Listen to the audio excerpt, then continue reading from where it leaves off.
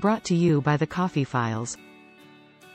Can you burn coffee? How to brew a better tasting cup of joe.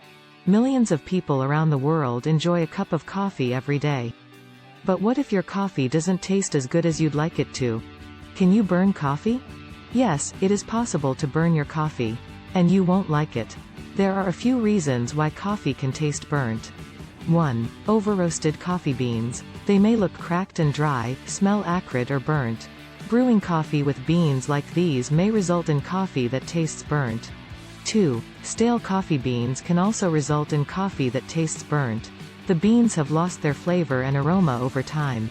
They can produce a bitter, acrid taste when brewed. Not pleasant. As a general rule, it's best to use your beans within a week or two of their roast date. Store them in an airtight container in a cool, dry place. 3. Letting coffee sit on a heat source for extended periods of time. The coffee will become overcooked and develop a harsh, bitter flavor that most coffee drinkers don't care for. How to avoid the problem of burnt-tasting coffee. Make sure your coffee pot is clean. Over time, coffee oils and residue can build up, giving your coffee a burnt or bitter taste.